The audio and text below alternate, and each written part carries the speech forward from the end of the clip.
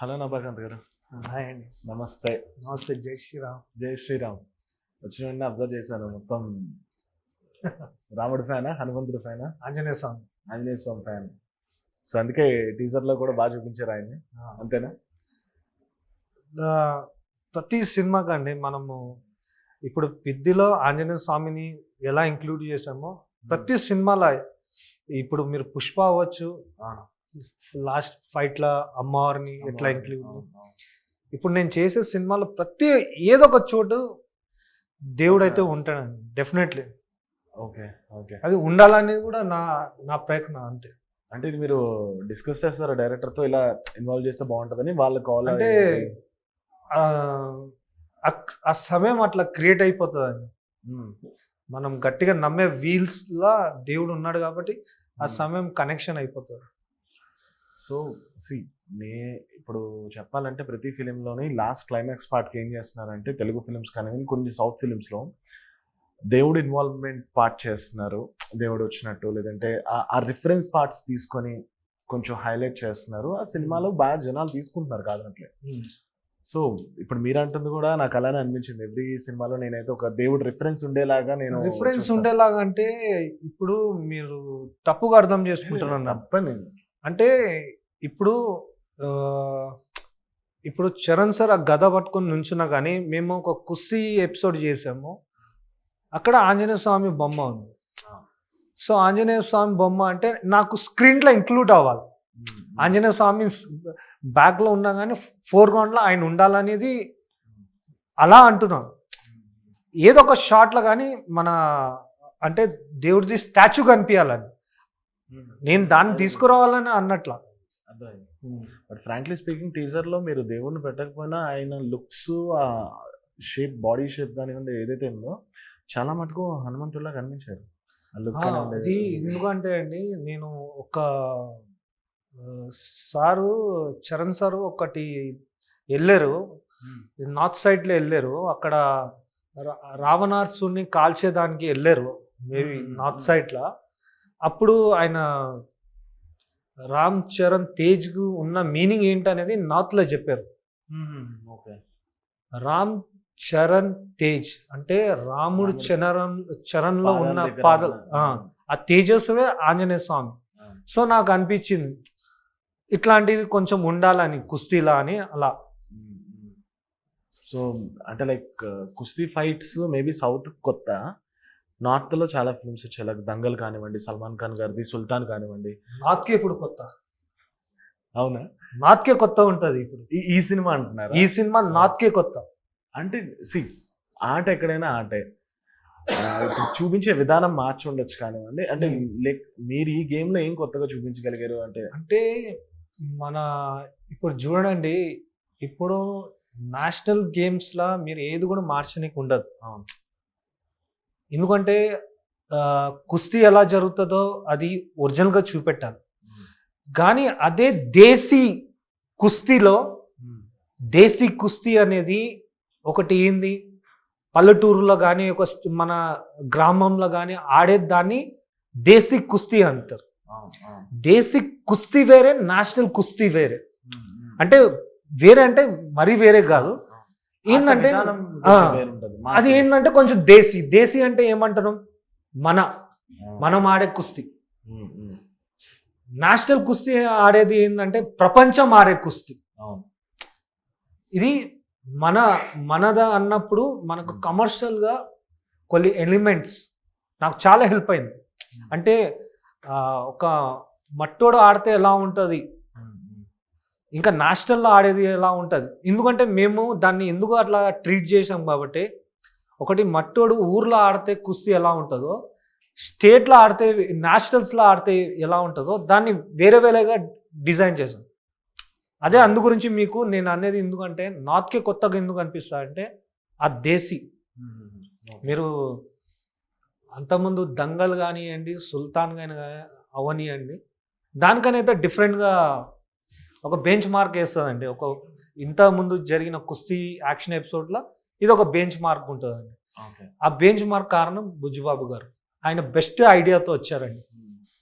అంటే లైక్ మీకు story narration చెప్పినప్పుడు ఎన్ని ఫైట్స్, అంటే ఎవరైనా ఏ డైరెక్టర్ అయినా మీతో ఎలా డిస్కస్ చేస్తారు? స్టోరీ నరేషన్ చెప్పినప్పుడు ఇన్ని ఫైట్స్ ఉంటాయి, ఈ సీక్వెన్స్లో నాకు ఈ కైండ్ ఆఫ్ ఫైట్ కావాలి, ఇలా ఏమైనా డిజైన్ చేయాలని చెప్తారా, లేదంటే మిమ్మల్నే ఫైట్ డిజైన్ చేసుకుని రమ్మంటారా, ఏంటి అసలు? నేను ఫ్రాంక్లీగా చెప్తానండి, ఇప్పుడు వరకు కూడా ఏ డైరెక్టర్ నాకు అలా ట్రీట్ అంటే ఎట్లా అంటే కాన్సెప్ట్కి తగినట్టు ఆ స్టోరీ లైన్ చెప్తారండి. కానీ బుజ్జిబాబు గారు అంటే మన కథని ఒక యాక్షన్ డైరెక్టర్ నేను ట్రావెల్ అవ్వాలంటే నేను ఓన్లీ ఫస్ట్ హాఫ్ 2 days విన్నానండి. స్క్రిప్ట్ మొత్తం డైలాగ్తో సహా అంతా. అంటే ఆయన అంత నమ్మారు. ఎందుకు నమ్మారంటే మనతో జర్నీ చేస్తున్న అబ్బాయి మనం కథ చెప్పకపోతే అతను ఓన్ ఎట్లా చేసుకుంటాడు అనేది ఆయనలో వచ్చిన ఆలోచననే ఈ పిద్దిలో నేను ఒక భాగం కాకుండా దాంట్లో అంటే యాక్షన్ ఒక సపరేట్ యాక్షన్ కాలేదు, ఆ కథలో యాక్షన్ అయింది. ఎందుకంటే దాని ముందు ఏం జరిగింది, దాని తర్వాత ఏం జరుగుతుంది ఆ బ్రీఫ్ నాకు ఇచ్చారు కాబట్టి నేను చెప్తున్నాను. ఓన్లీ ఫస్ట్ హాఫ్ నేను 2 days విన్నా, పేజ్ టు పేజ్ 2 పేజీలు 3 పేజీలు విన్నా. అంటే ఇందులో నేను విన్నది ఇందులో అన్ని స్టంట్స్ అని చరణ్ గారే చేశారు, లేదంటే బాడీ డబుల్ గానే ఏమైనా? అన్ని స్టంట్స్ చరణ్ సార్ చేశారు. Every stunts. ఓకే. అంటే యూజువల్ మీకు తెలుసు కదా, చాలా ఫిల్మ్స్లో ఏమవుతాయంటే కొంచెం బాడీ డబుల్ తీసుకుంటూ ఉంటారు, ఎందుకంటే చాలా రిస్క్లు తీసుకుంటే మళ్ళీ కంప్లీట్ షూట్ వల్ల ప్రాబ్లం అవుతుంది అని చెప్పేసి. అదే అండి, ఇప్పుడు అంతకుముందు అంటే ఫేస్ రీప్లేస్మెంట్లా ఇప్పుడు ఏం జరిగింది మీకు అంతా తెలిసింది. మనం సపరేట్గా పేరు చెప్పి అక్కర్లేదు, అది తెలిసిపోతుంది జనాలకి. ఎందుకంటే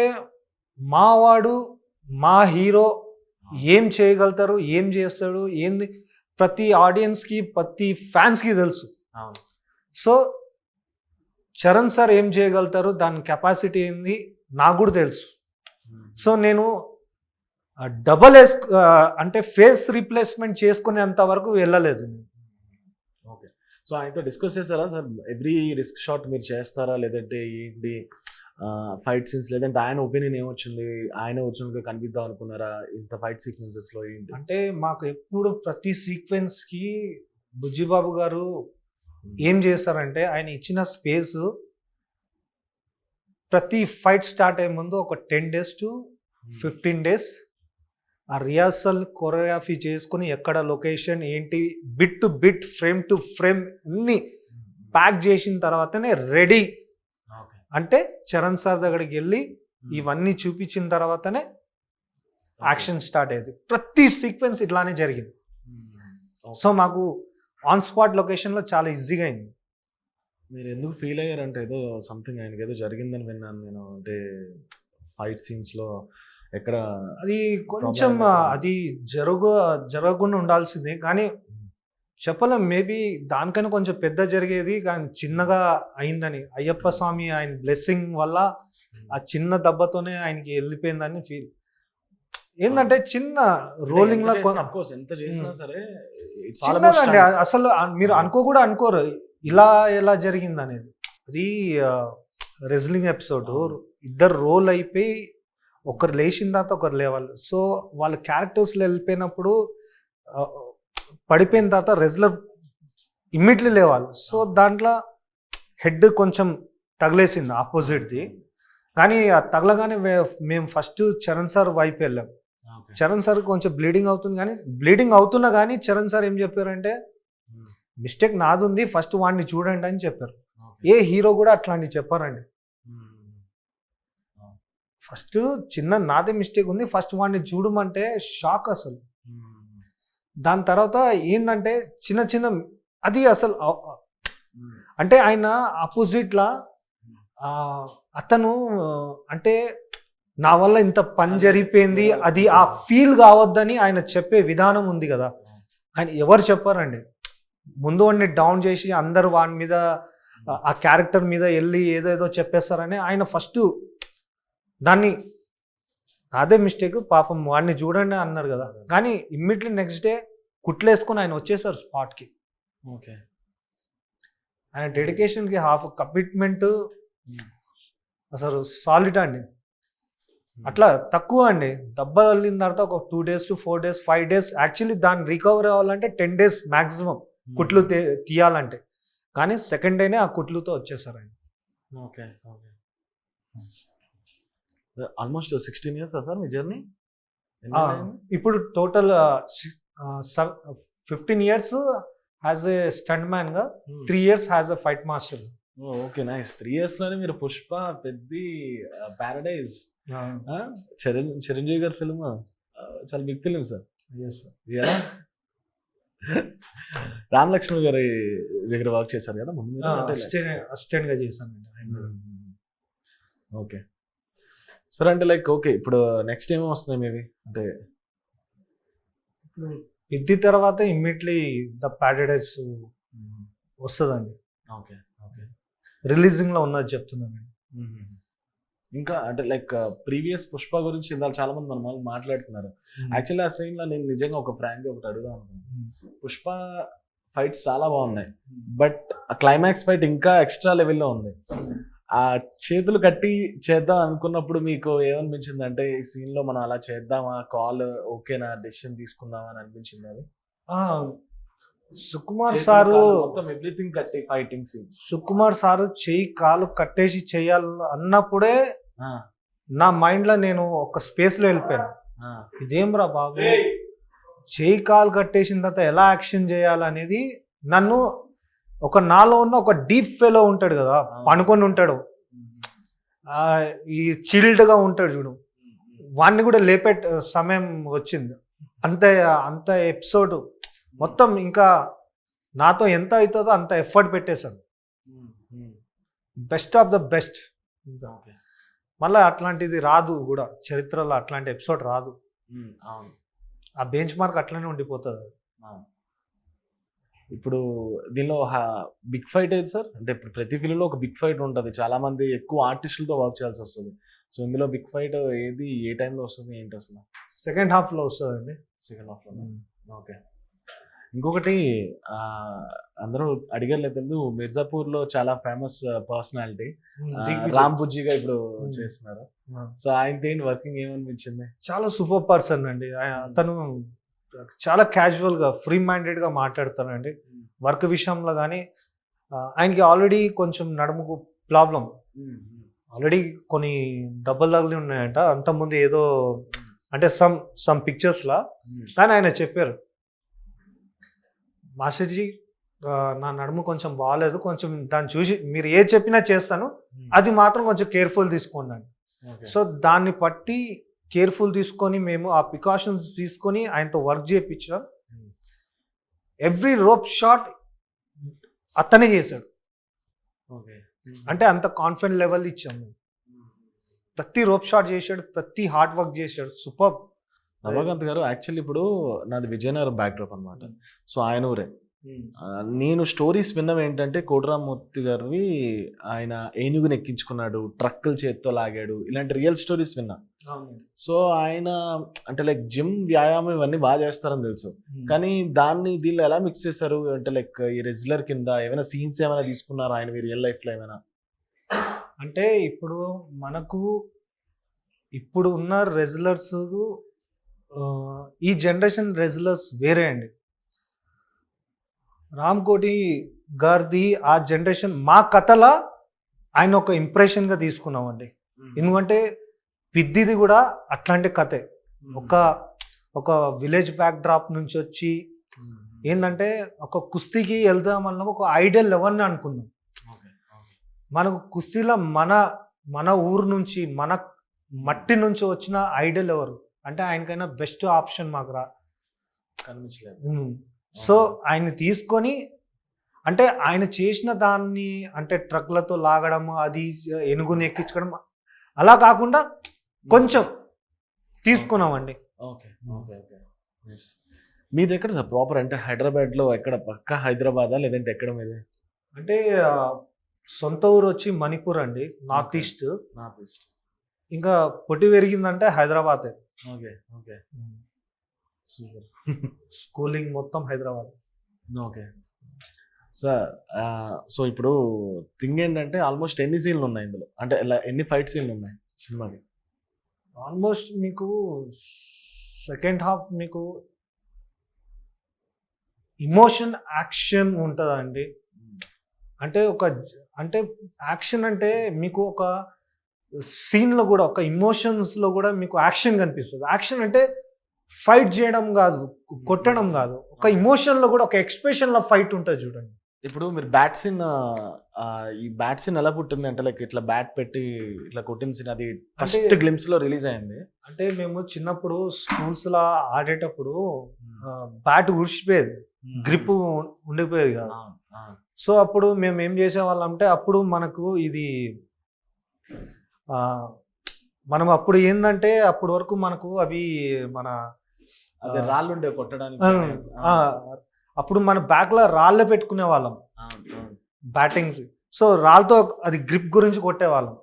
సో కరెక్ట్ ఇది కూడా సేమ్ ఊరు బ్యాక్ డ్రాపే కదా, ఇట్లాంటి ట్రై చేసి ఏముంటుంది అని అప్పుడు కింద కొట్టి ఫ్రంట్ ఫార్వర్డ్లో వచ్చి కొట్టాం. సో అది ఐడియా కొంచెం అంటే మన ఇండియన్ ఆడియన్స్కి ఎవరైతే దేశీ క్రికెట్ని లవ్ చేస్తారో వాళ్ళు దాన్ని బాగా తీసుకెళ్లారు. ఇంకోటి దాన్ని బుజ్జిబాబు గారు డైరెక్టర్ గారు దాన్ని ఇంటర్వ్యూలో చెప్పి నౌకాన్ మాస్టర్ చేశారని ఆ షార్ట్ చెప్పి ఇంకా నన్ను ఒక స్థాయిలో పెట్టారండి బుజ్జిబాబు సార్. ఆ ఐడియా చాలా లవ్ చేశారు అందరు. ఇంకేమైనా ఐడియాస్ ఉన్నాయి అలాంటివి, ఇంకా రిలీజ్ అవ్వని ఐడియాస్ అలాంటివి? మీకు కుస్తీ కానీ ఒక ఫస్ట్ హాఫ్లో ఫైట్ కానీ ఐడియాస్ చాలా యూనిక్ ఉంటుంది అండి యాక్షన్లో. ఓకే, అంటే మీకు ఒక యాక్షన్లో న్యూ వైబ్స్ కానీ ఒక న్యూ ఎనర్జీ, ఇది రెగ్యులర్ కాదు, ఒక రెగ్యులర్ నుంచి ఒక బయటికి వెళ్ళిన ఫీలింగ్స్ ఉంటుందండి. ఓకే, ఇంకొకటి అడుగుతా అంటే లైక్ మీరు ముందు ఉస్తా భగత్ సింగ్ కూడా చేశారన్నారు కదా, సో అందులో ఏం ఫైట్స్ కంపోజ్ చేశారు తెలుసుకోవచ్చు? అందులో చాలా ఫైట్స్ ఉన్నాయి.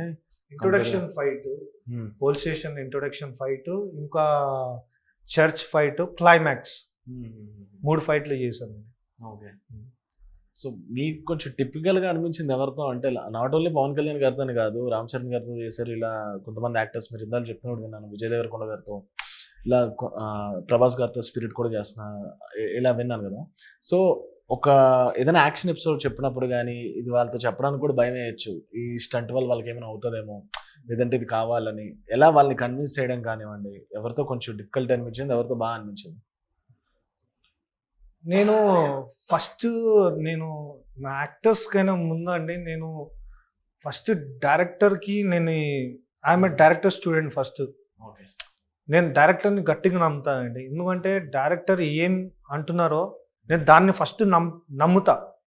ఎందుకంటే నేను దాన్ని నమ్మలేదంటే నేను యాక్షన్ కూడా ఆయన చెప్పిన కాన్సెప్ట్ని నమ్మితే నేను ఓన్ చేసుకుని యాక్షన్ చేస్తేనే కొత్తతనం వస్తుంది, అది నాకు ఈజీ అవుతుంది. సో వన్స్ ఒక డైరెక్టర్కి ఒక ఫైట్ మాస్టర్కి ఈజీ అయిపోయిన తర్వాత దాన్ని సక్సీడ్ చేయాలంటే ఏ యాక్టర్ నుంచి అయినా మనం సక్సీడ్ చేయొచ్చు, అది ఈజీ థింగ్. ఫస్ట్ డైరెక్టర్ అనుకున్నట్టు ఒక యాక్షన్ డైరెక్టర్ ఇవ్వగలిగితే ఏ హీరోతో అయినా ఏ స్టార్తో అయినా అచీవ్ చేయొచ్చు అని. మెయిన్ ఒక డైరెక్టర్ అనుకున్నట్టు వస్తే రిహార్సల్ పీరియడ్స్ అని ఒకటి ఉంటుందండి, 5 to 10 days. ఆ మధ్యలో కానీ ఒకవేళ అనుకున్నట్టు అచీవ్ చేసుకుంటే ఏ యాక్టర్తో అయినా చేయొచ్చండి. మన దగ్గర ఉన్న యాక్టర్స్ అందరు చేయగలరు, కానీ వాళ్ళు చేయగలే అంత కొత్తతనం ఉండాలి, వాళ్ళు అండర్స్టూడ్ అయ్యేలాగా ఉండాలండి. సో డైరెక్టర్ చెప్పిన మాట విని ఒక స్టంట్ డైరెక్టర్ దాన్ని ఓన్ చేసుకుంటే ఏ హీరోతో అయినా సక్సీడ్ చేయొచ్చండి. సూపర్. సో ఫైనల్గా పెద్ద గురించి ఏం చెప్తారా సార్? ఒకటే సార్, నేను ఎప్పుడు నా బకెట్ లిస్ట్లో కొన్ని యాక్టర్స్ కానీ ఏదైనా కానీ పేర్లు ఉంటాయి, కానీ ఈసారి నా బకెట్ లిస్ట్లో కొంచెం హెవీ వెయిటే పడ్డది. సో నేను చెప్తున్నా, నా కెరియర్లో ఇది నేను ఎప్పుడు లైఫ్ లాంగ్గా ఆ వెయిట్ని మోసేది. దీనికైనా ఇంకా ఈ పేరుని, నాకు వచ్చిన పేరుని నిలబెట్టుకోవాలనేది నాకు పిద్ది ఇచ్చిందండి. ఇక నెక్స్ట్ నాకు వచ్చే సినిమాలో కూడా కొంచెం ఒళ్ళు దగ్గర పెట్టుకొని ఇంకా బాగా చేయాలనేది నాకు ఈ సినిమా చెప్పిందండి. చాలా నాలెడ్జ్ గెయిన్ అయింది నాకు ఈ జర్నీలో, ఇమోషన్స్ కానీ యాక్షన్స్ కానీ నాకు చాలా. ఇంకోటి స్పెషల్గా బుజ్జి సార్కి అయితే లైఫ్ లాంగ్ రుణపడి ఉంటుందండి ఇట్లాంటి సినిమాల. ఎందుకంటే ఇది ఈ లైఫ్స్ ఆఫ్ ఒక్కసారి ఛాన్స్ వస్తుందండి ప్రతి ఒక్కరికి. దాంట్లో నేను ఒక యాక్షన్ డైరెక్టర్గా నాకు ఛాన్స్ రావడం చాలా థ్యాంక్ఫుల్ అండి. Like మీరు పుష్ప చేయడం వల్ల అంటారా పెద్ద వచ్చిందని అంటే లైక్ ఎస్ అవునా? ఎస్ నేను నిజం చెప్తున్నానండి. ఇప్పుడు నేను పుష్ప 2 కైనా ముందు నేను కంపెనీస్ తిరిగా. ఓకే. కానీ అప్పుడు నాకు స్టార్టింగ్లో ఏమన్నారంటే వాళ్ళు కూడా అప్పుడు కొత్తలే, దేర్ లైక్ సేమ్ నాలాగానే వాళ్ళు కూడా కొత్తగా డైరెక్టర్ అయ్యారు. నేను కొత్తగానే అయ్యా. కానీ వాళ్ళు అడిగింది ఏంటంటే ఎక్స్పీరియన్స్ ఉందా అని అడిగారు. సేమ్ వాళ్ళు కూడా కొత్త డైరెక్టరే, నేను కూడా కొత్త యాక్షన్ డైరెక్టర్నే, కానీ ఎక్స్పీరియన్స్ ఉందా అని అడిగారు. సార్ ఇలా అవకాశం ఇస్తే మీతోనే స్టార్ట్ అవుతుంది కదా సార్ అని చెప్పా. కానీ కొన్ని సందర్భంలో ఫోన్ చేస్తామమ్మా అని చెప్పారు. కానీ నేను అనుకున్న అప్పటి నుంచి నేను ఇంకోసారి ఇట్లా వెళ్ళొద్దు అని నేను గట్టి ఫిక్స్ అయిన టైంకి సుకుమార్ సార్ ఫోన్ వచ్చింది. అవునా? సుకుమార్ సార్తో నా జర్నీ ఏంటంటే నేను రామలక్ష్మణ్ మాస్టర్ దగ్గర అసిస్టెంట్గా ఉన్నప్పుడు ఆ జర్నీ నేను యాక్షన్ కొరియోగ్రఫీ కూడా చేసేవాడిని. దాని తర్వాత ఎడిటింగ్ చూసుకునేవాడిని. మాస్టర్ మూడ్ ఇట్లా ఉంటే బాగుంటుంది అది చెప్పేవాడిని. సో అవన్నీ ఆయన చూసి ఆయన నా హార్డ్ వర్క్ని చూసి ఇంత పెద్ద సినిమాలో నాకు ఆఫర్ ఇచ్చారు. సో సుకుమార్ సార్ ఎక్స్పీరియన్స్ ముందు నా ఎక్స్పీరియన్స్ చాలా చిన్నది, కానీ ఆయన నమ్మారు. అంటే వీడికున్న డెడికేషన్, వీడికున్న హార్డ్ వర్క్ ఆయన చూసి నాకు ఇచ్చారు. నేను ఒకటే ఇప్పుడు కూడా నేను ప్రతి సినిమా చేసే ముందు సుకుమార్ సార్నే తలుచుకుంటాను నేను మనసులో. ఆయన చెప్పిన మాట వీడు బెస్ట్ ఇస్తాడు ఏ పని చేసినా అని ఆయన ఒక మాట చెప్పారు. ఆ మాట గురించి ప్రతి సినిమాకి నేను భయపడుతూనే చేస్తాను. ఇదే లాస్ట్ సినిమా అవ్వచ్చు, దీన్ని బెస్ట్ ఇవ్వాలి, దీని తర్వాత ఇంకా ఎవరు అంత బెస్ట్ ఇవ్వాలని ట్రై చేస్తాను నేను. సూపర్, ఆల్ ద బెస్ట్ అండి. పెద్ద సూపర్ హిట్ అయ్యి ఇలాంటివి ఇంకా ఇంకా పెద్ద పెద్ద సినిమాలు చేయాలని కోరుకుంటున్నాను. So that's it guys, this is Rajamahi signing of.